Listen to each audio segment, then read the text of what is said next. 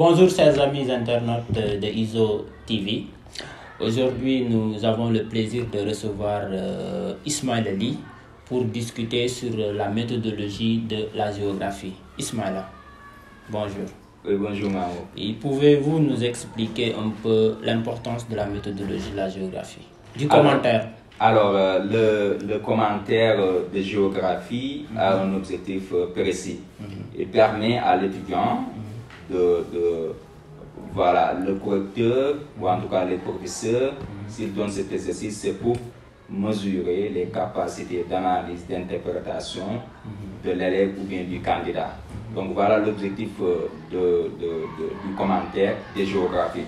Donc quand un commentaire de géographie vous est soumis, il y a un plan à respecter, il y a une méthodologie à respecter, il y a des choses à éviter pour qu'on ne tombe pas dans les pièges.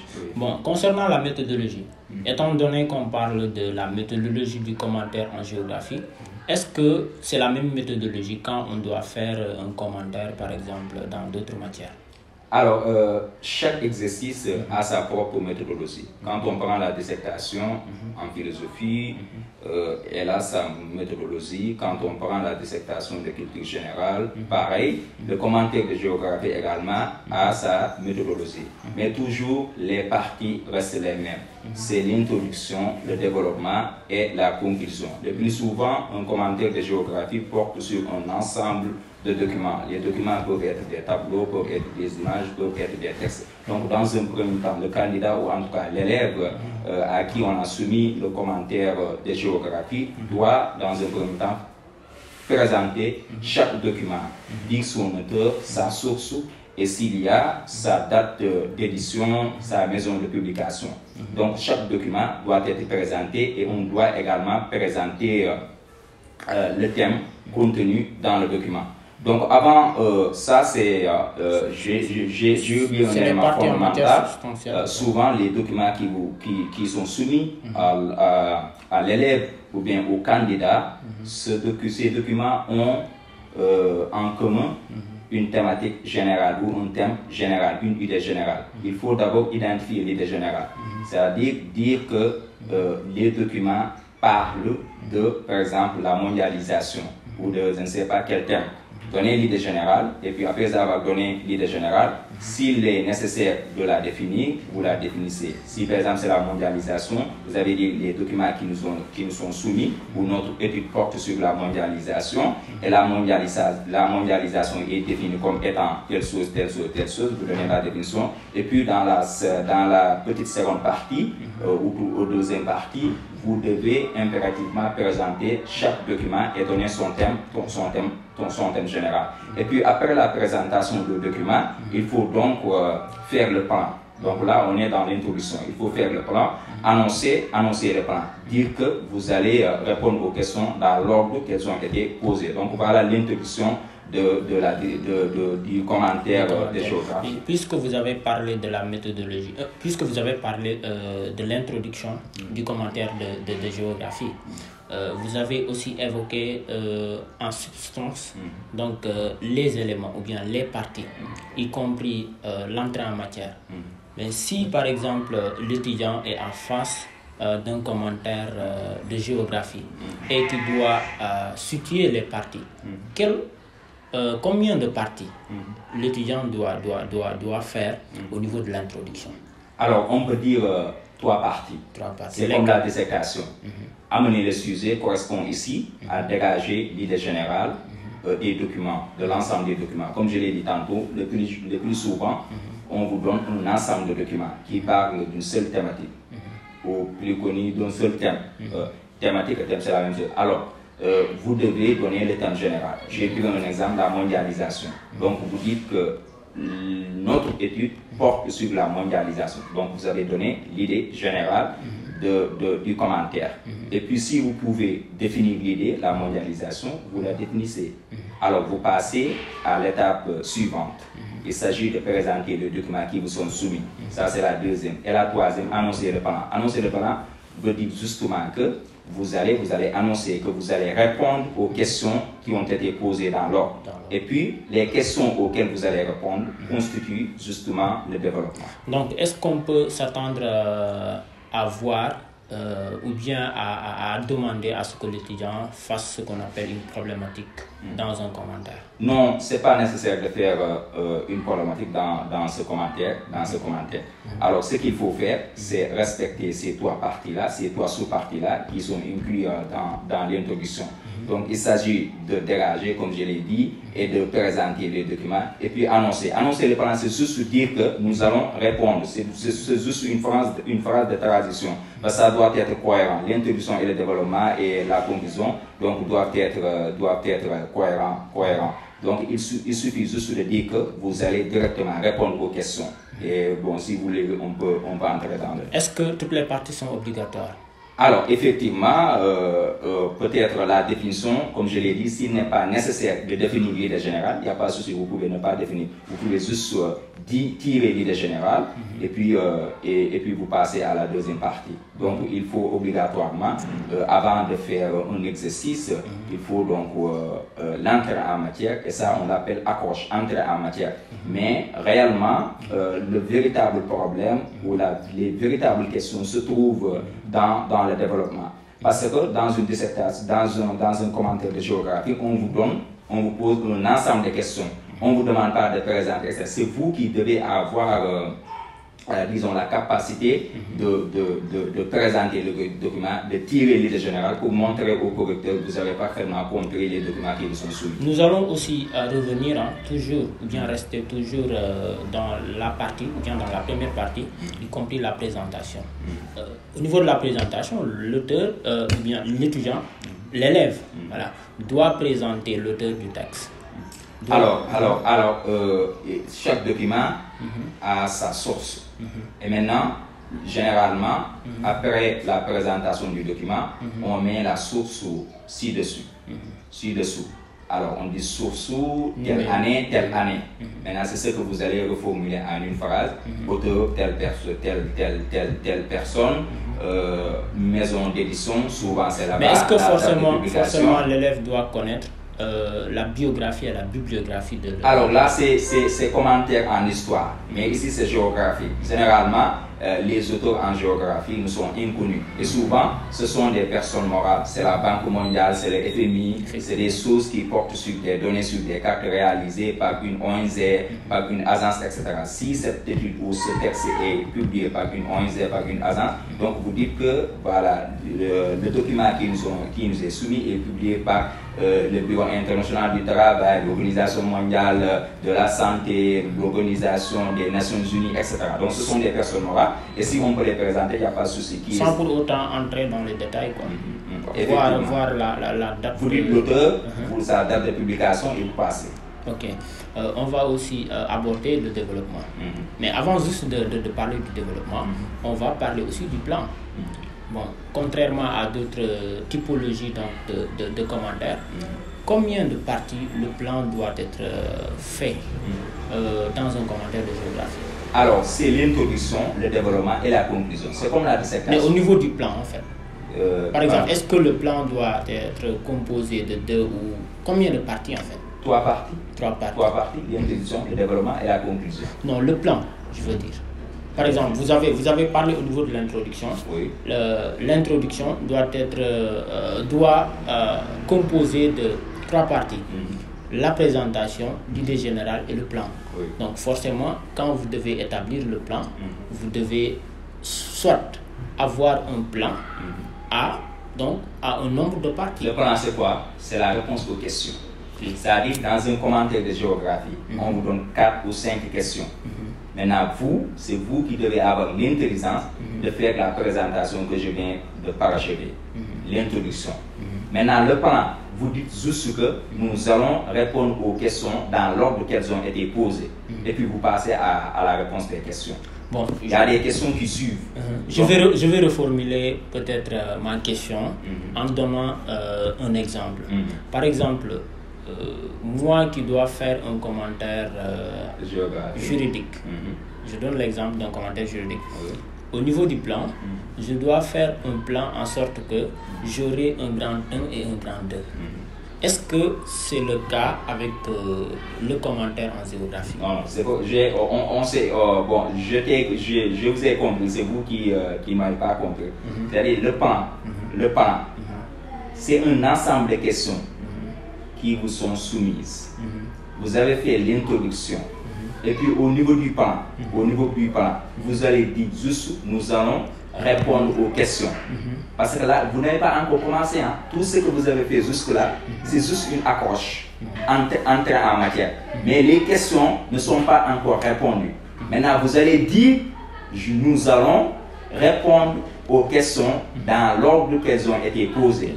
C'est ça le plan du commentaire des géographes. Arrivé au niveau du développement, qu'est-ce qu'on attend? Alors, vous répondez aux questions posées. Par exemple, la première question, on vous demande de définir la mondialisation. Et donc, vous devez répondre, votre réponse doit constituer d'un paragraphe. Ça veut dire que ça doit être aéré. C'est-à-dire qu'on n'attend pas de vous deux bouts de phrase ou bien une phrase. Mais vous devez argumenter votre réponse. Et pour le faire, il faut justement aller faire la méthode entonnoir, c'est-à-dire aller du général au particulier. Donc, chaque réponse doit constituer un paragraphe. Et donc, on peut même vous demander de commenter le document 1. Si le document 1 ou bien le document 2 parle de la population du Sénégal, etc., vous devez dire qu'est-ce qui montre, qu'est-ce qui explique le taux de natalité élevé de la population sénégalaise. Pourquoi la population sénégalaise est constituée de jeunes, etc. Donc pour ça, vous devez l'argumenter pour répondre à une seule question. Ainsi de suite, avec une cohérence. Et puis, vous répondez à toutes les questions. C'est ça qui constituera justement le développement du commentaire des géographes. Mais est-ce qu'au niveau du développement, l'élève a le droit d'associer donc les connaissances qu'il a eu à acquérir dans le cadre de ses cours ou bien des connaissances personnelles? Effectivement, c'est-à-dire qu'aujourd'hui, le candidat au concours ou bien l'élève ne doit pas juste se limiter au cours qu'on lui donne en classe. Il peut, sa culture générale, sa connaissance du monde, géopolitique, etc., associer ces connaissances-là à ces connaissances qu'il a reçues en classe. Donc, il faut essayer de faire le ménage de tout pour faire une bonne production. Donc, vous n'êtes pas obligé juste de rester cloîtré dans vos cours. Donc, votre culture, vous pouvez faire appel à vos cultures, à votre culture générale, à vos connaissances, à vos lectures et tout. Mais ça semble un peu équivoque quand vous parlez de méthode d'entonnoir au niveau du développement, parce que ce n'est pas clair. Peut-être il y a des élèves, ou bien il y aura des élèves qui ne vont pas comprendre c'est quoi le méthode entonnoir. Alors, c'est juste aller du général au particulier. C'est-à-dire qu'il ne faut pas aller trop du général. Il faut juste, c'est juste une manière d'entrer en matière. C'est-à-dire, si vous pouvez définir ou bien parler un peu de la mondialisation avant de l'aborder profondément. Donc, il le faut. Parce que une réponse à une question doit être bien argumentée. Et pour argumenter, il faut que ça épuise des lignes. Donc vous devez, normalement, si vous voulez avoir un paragraphe, partir d'un constant, d'un fait historique, ou bien d'une analyse, d'une interprétation pour pouvoir répondre aux questions. Donc quel est le syllogisme que vous allez conseiller aux élèves? Alors, il faut juste il faut se documenter, avoir une idée générale sur les cours, ce qui vous permettra de convoquer les idées facilement. Comme le disait Boileau, tout ce qui se conçoit bien, c'est les mots pour le dire avec aisément. Donc, il est obligatoire que l'élève ait des bagages, des connaissances qui lui permettent de répondre aux questions, ce qui va entraîner une production bonne. Est-ce qu'on doit forcément faire une conclusion dans un commentaire? Effectivement, il faut faire la conclusion parce que tout simplement, c'est dans la conclusion qu'on attend la capacité de l'élève à pouvoir critiquer, à pouvoir apprécier. Alors, dans l'introduction, il s'agit dans un premier temps, c'est composé de 3 parties, dans un premier temps, de faire le bilan des documents, faire le résumé des documents. Après avoir fait le résumé, l'exploitation de ces différents documents nous a permis de connaître ça, de faire ça, etc. Et là, la deuxième partie c'est en ce moment qu'il faut critiquer les documents, montrer leurs limites, leurs faiblesses, etc. Et dans la troisième partie, comme on a tendance à le faire dans les dissertations, dans les autres exercices, ouvrir des perspectives. Donc, ouvrir des perspectives aussi va permettre à l'élève de critiquer. Effectivement. Mais est-ce que dans une conclusion où on s'attend plus à un esprit de synthèse, l'étudiant aura la capacité, ou bien l'élève aura la capacité donc de critiquer? Effectivement, c'est-à-dire toujours dans la conclusion, il faut résumer. Il faut résumer ce que vous venez de développer. Alors c'est le bilan. Vous avez résumé, et puis il faut montrer. C'est là où on critique la deuxième partie dans l'introduction, la sous-partie. Donc vous avez résumé, donc vous devez montrer l'importance de ces documents qui vous ont été soumis et que vous avez exploité, étudié. Donc il faut montrer leurs limites. Il faut aussi montrer leurs faiblesses. Là, vous êtes en train de critiquer. Et puis après, vous allez ouvrir une perspective. C'est-à-dire, cette perspective-là constituera certainement un sujet ou bien une zone d'étude qui permettra de faire d'autres études. Voilà, c'est ça. Donc, quand on parle de, ou bien vous avez expliqué les différentes parties d'un commentaire, mais forcément, quand vous faites un commentaire, il y aura des choses qu'on vous autorise et des choses qu'on vous interdit. Quels sont ceux qui sont interdits et ceux qui sont autorisés? Alors, la première chose qu'il faut conseiller aux élèves ou bien aux candidats qui font le commentaire de géographie, c'est d'éviter les fautes et le bavardage inutile. Il ne suffit pas de prendre son stylo et de remplir. Mais tout ce que vous dites, ça doit être utile. Ça ne doit pas être un bavardage inutile qui ne sert à rien.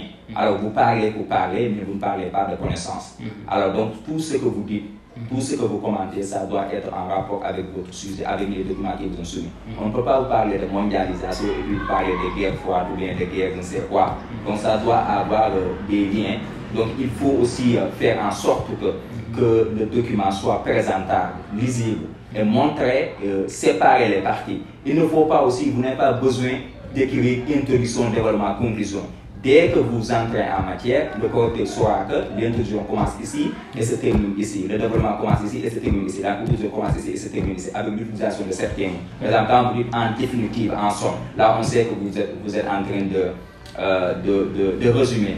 Aujourd'hui, quand vous dites en effet, en outre, en plus, par ailleurs, vous êtes en train de développer. Donc tout ça, ce sont des indicateurs qui montrent qu'ils peuvent séparer, voilà, bien entendu, les parties. Utiliser les connecteurs logiques en fait. Surtout, parce que ça améliore votre développement.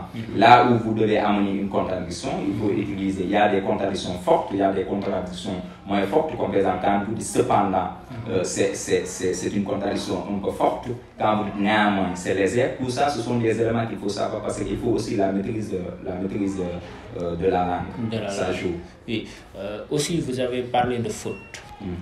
Qu'est-ce qu'on entend par faute? Alors, faute, c'est quoi? Aujourd'hui, Mamour, là, je pense que j'avais fait une émission avec toi sur la lecture sur Sunside TV. Alors, le niveau de langue des élèves, des apprenants d'une manière générale est faible. Alors, il y a des fautes de syntaxe, un français mal dit. Là, on parle de solécisme, ou bien au lieu de dire ça d'une façon, vous dites ça à une autre façon, ou vous donnez un sens, un mot, vous lui donnez un sens qu'il n'a pas, barbarisme. Vous êtes en train de faire du barbarisme, c'est différent de la barbarie. Je parle de barbarisme et du solécisme. Donc ce sont des fautes en français, syntaxe, faute de syntaxe, ou donner un sens, donner un sens à un mot dont il n'a pas, le sens qu'il n'a pas.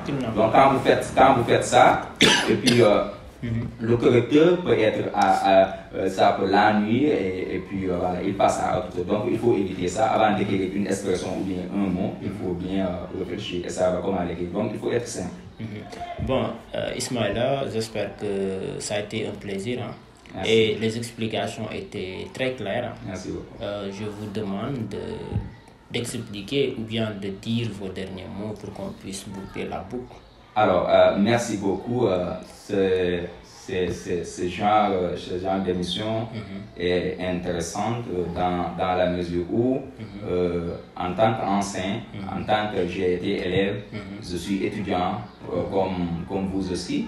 Donc, partager ces genres de connaissances avec nos frères, avec nos soeurs, avec nos amis, avec nos camarades, vraiment c'est utile, je le trouve utile. Parfois, il y a des notions qu'il faut rappeler. Ça pourrait être utile à beaucoup, non seulement aux élèves qui préparent le bac, mais aussi aux différents candidats qui donc font le concours de niveau bac. Merci beaucoup. Oui, merci beaucoup donc aux élèves, aux candidats des différents concours. C'était vraiment une initiative de Ismaël Ali parce que c'est lui le propriétaire du site ISO-TV. Je vous suggère vivement de suivre donc ce site qui entre dans le cadre d'accompagner les élèves, d'accompagner les candidats aux différents concours sur les différentes méthodologies. Aujourd'hui, nous avions le plaisir de vous présenter avec lui la méthodologie de géographie, de commentaires de géographie. Peut-être prochainement, nous allons discuter sur la méthodologie en histoire, dissertation, etc. Donc, nous vous donnons rendez-vous très prochainement avec une autre émission. Merci.